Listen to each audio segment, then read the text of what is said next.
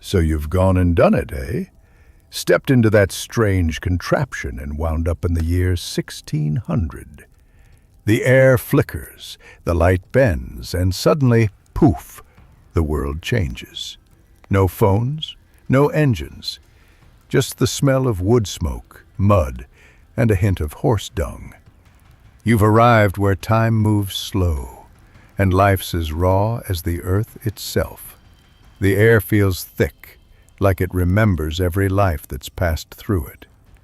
Church bells echo somewhere in the distance. A cart rattles over cobblestones, and you can almost taste the cold. You look around, thatched roofs leaning like old men, smoke curling from crooked chimneys, chickens scratching at the dirt. There's a woman dumping a bucket out her door, and a man trudging by with a face that's seen too many winters. And you? You're the odd one out, the stranger no one trusts. The first thing that hits you is the silence. Not the kind you get with earphones off, real silence. The kind filled with the creak of wood, the wind in the trees, a distant crow. You'll miss the hum of machines, the steady noise of your world. Here, every sound belongs to life itself. No engines, no electric buzz, just the heartbeat of the land. You'll want to ask someone where you are, but hold your tongue, lad. The English they speak ain't the one you know. Words twist different. You say the wrong thing and you might be branded a foreigner, or worse, something unnatural. These folk live close to fear, of God, of devils, of the unknown. A curious tongue could land you in trouble faster than you think. So you breathe. Take it slow. Let the panic settle. This isn't your world, but it's real, raw and breathing. Every loaf of bread, every candle flame, every warm meal is earned with sweat and patience. You'll have to learn that soon enough. Your clothes will betray you first. Whatever you're wearing now, it's too clean, too strange, the colors too bright, the fabric too smooth. You'll stick out like a peacock in a pigsty. And don't think of flashing metal or gadgets. They'll see that as witchcraft or devil's work. If you're lucky, they'll just call you mad. Then comes the cold. It creeps under your skin like a warning. No heaters, no soft blankets, just the bite of real weather. Even summer nights here hold a chill that settles deep. You'll crave wool, rough and smelling of smoke, because comfort's a luxury the 1600s don't hand out freely. And then the hunger sets in. The air smells of bread baking somewhere, stew simmering over a hearth, but it's not for you. You've got no coins, no trade, nothing these people value. Your money's just shiny nonsense to them. You'll see tired faces, worn hands, children barefoot in the mud, and you'll realize life here isn't cruel by choice, it's survival. You might think fear will eat you alive, but give it time. The fear turns into something else. Awe. The world starts to whisper to you. The blacksmith's hammer, the chatter from the tavern, the glow of candlelight against the dark, all of it feels strangely alive. You start to see beauty in the grit, peace in the quiet. And when night falls, you'll finally know what real darkness is. No street lamps, no glow of cities, just the stars and your thoughts. You'll feel small, but not lost. The land humbles you, makes you listen. So take a deep breath, traveler. You're not in charge here. You're a guest in another man's world. The 1600s will test you, strip away every comfort you've ever known, and show you what it truly means to live by your hands and wits. Welcome to the past, lad. The year is 1600, and this is only the beginning. Now you've made it past the first shock of arriving, lad. The air's settled in your lungs and you've stopped looking at everything like a lost lamb. But listen close now, because this next part decides whether you'll live long enough to see another dawn in the year 1600.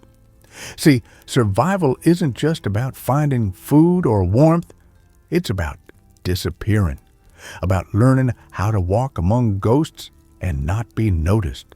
You've got to blend in. If you wish to survive here, don't shine. Fade. That's the secret. In the 1600s, a quiet man lived longer than a clever one. Every stranger was a question, and too many questions led to suspicion. Folks didn't trust what they didn't know, and you, my friend, are something they've never seen before. Walk with purpose, but don't hurry. Keep your shoulders straight, but not proud. Don't meet too many eyes. In this age, people watched each other like hawks, always searching for signs of trouble or of the devil himself. So you'll need to learn the rhythm of their world, how to nod at a passing farmer, how to step aside for a man with a cart, how to greet without being noticed. Even your silence must sound like it belongs. If you're lucky, someone might mistake you for a wandering laborer, a traveler seeking work. That's the safest mask to wear. No one questions a man who looks tired and hungry. They've all been that man themselves. Remember this: if you can walk through a village without anyone remembering your face, you're doing just fine. Your clothes, lad, they'll betray you before your mouth ever does. In the 1600s, fabric spoke louder than words. A man's station could be read from the stitch of his coat, the dirt on his hem, the color on his sleeves. You stroll in wearing bright colors or clean cloth, and they'll think you stole them, or worse, that you're some trickster spirit. You'll need to change that quick. Find old garments, wool, linen, leather.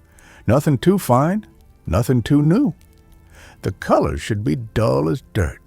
Brown, gray, faded green, maybe a bit of dark red if you're lucky. Earth tones were the mark of honest work.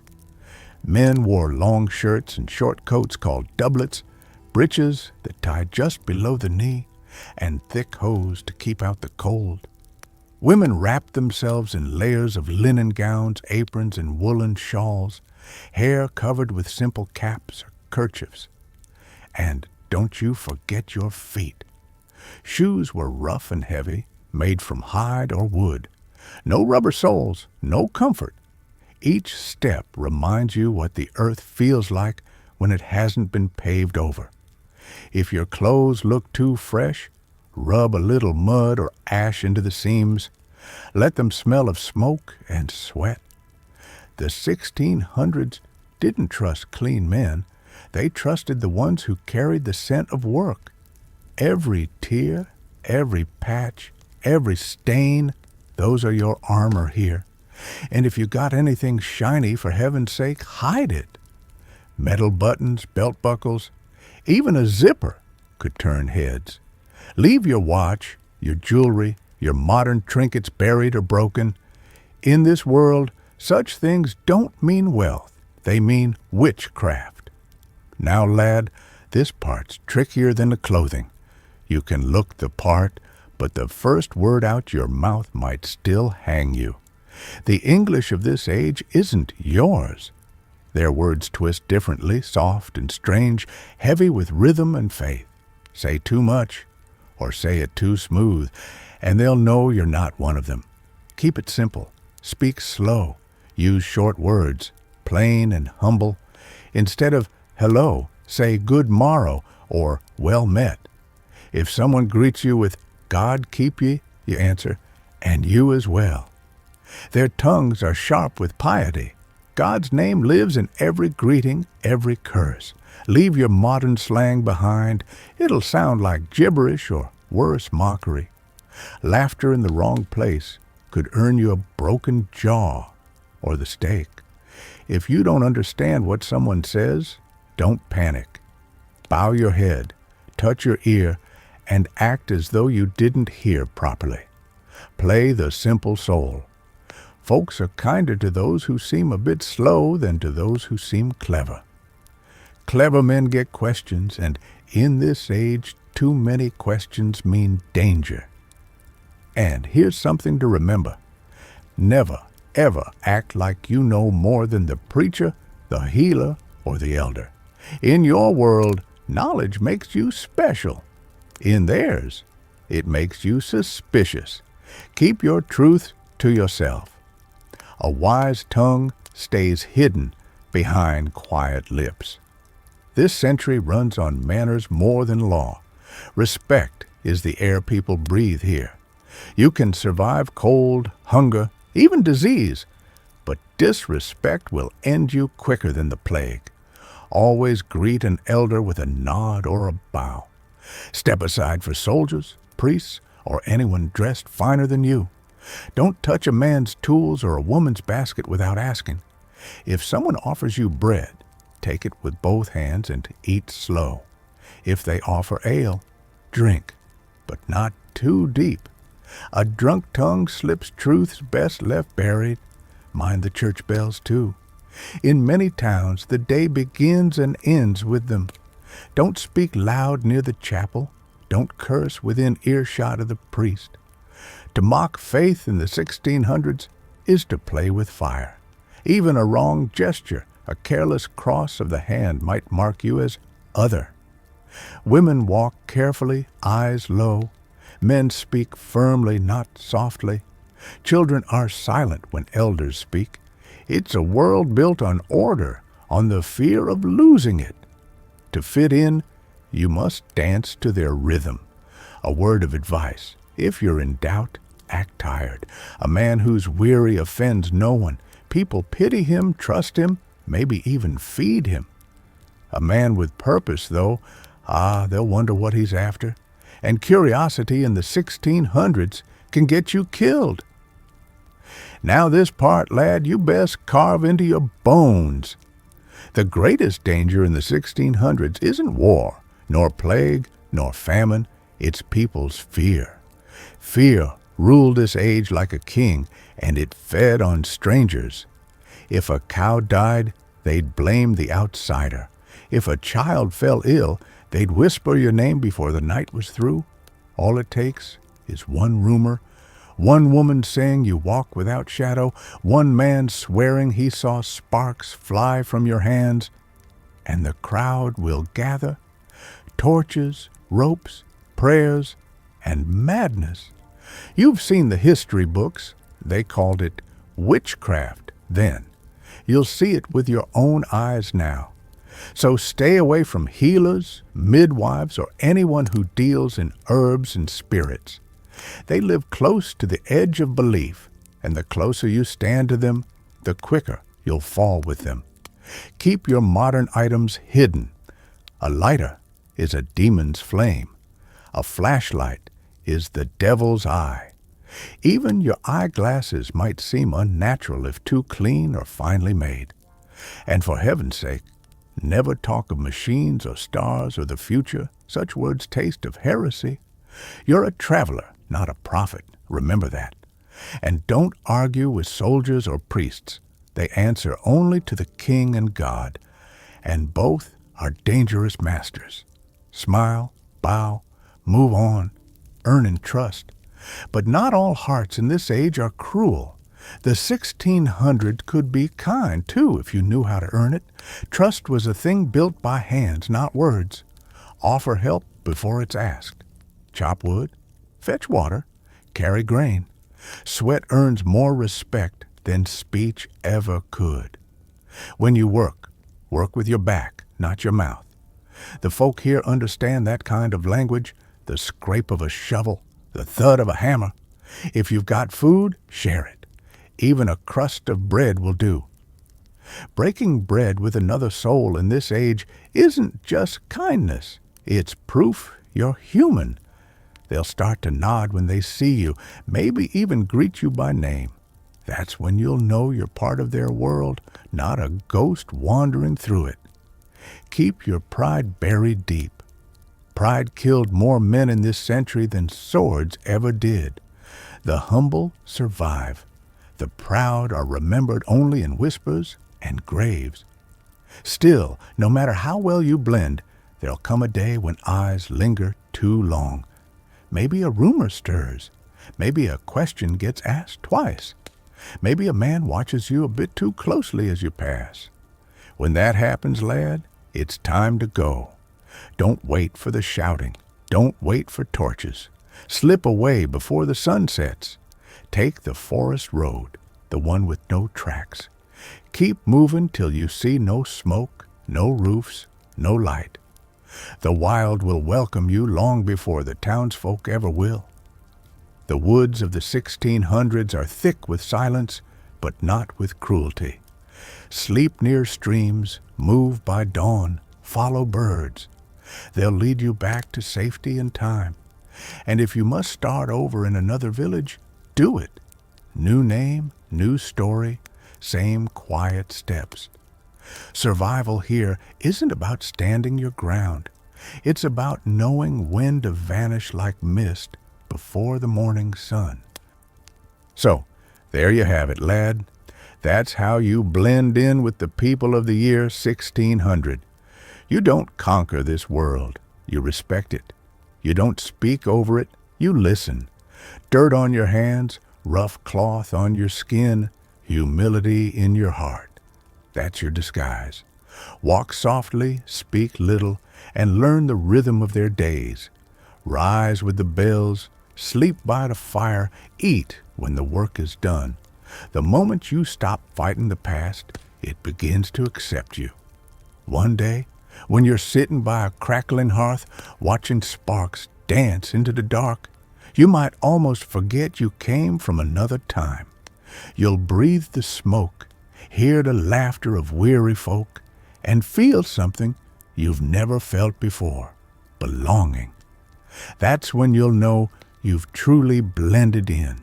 Now listen, lad, the 1600s were no place for the soft-handed or the faint of heart. If you wish to last more than a week, you'd need to learn the old ways, quick and quiet. Food. Forget bread from a shop or meat from a stall. Most folk lived on what they could grow, trap, or barter. A bowl of thin porridge, a heel of coarse rye bread, maybe salted fish if you were lucky. If you wandered hungry, look for village ovens, follow the smoke. Offer to mend a fence, chop wood, or sweep the yard. A kind word and a bit of sweat might earn you a crust. Remember, eat what the locals eat. Strange foods draw strange questions. Shelter. As for sleeping, never trust the open road after dusk. Thieves, wolves, and worse things move beneath the stars. Find the stable, the church porch, or a hayloft, anywhere dry and out of sight. If you have a coin, an inn will take you in, though you'll share a bed and wake with more fleas than dreams. The night air bites deep in those centuries. Wrap yourself in wool and keep your fire small. Avoiding disease. Now here's where most travelers fail. The sickness. The air was foul, the water worse. Never drink from a still pond, and don't shake too many hands. Wash with ash and rainwater if you can find it. If you see a house marked with a red cross on the door, keep walking, no matter the cries. That's plague, boy. Death himself sitting inside waiting for supper. So remember this. Stay clean, stay humble, and keep moving. The strong arm wins a fight, but the quiet head survives the century. Now, if you've made it this far, lad, you've done what few ever could. You've survived the century. But to truly live in it, that's another thing entirely. Morning comes not with alarms, but with the crow of a rooster and the smell of smoke from hearth fires. Men rise with the dawn to split wood, mend fences, and tend to fields that never seem to rest. Women knead bread, fetch water from the well, and hush crying babes as sunlight slips through cracked shutters. Life moves slow, but every breath is earned. You'd hear laughter, too, in the market square, loud and raw from people who owned almost nothing, yet shared everything. At night, the world turns quiet again. The stars return, the same as they've always been, and the air hums with crickets and the sighs of tired souls. If you were lucky, you'd find your place among them, a friend, a trade, a purpose. No riches, no glory, but peace. The kind of peace only a hard life can give.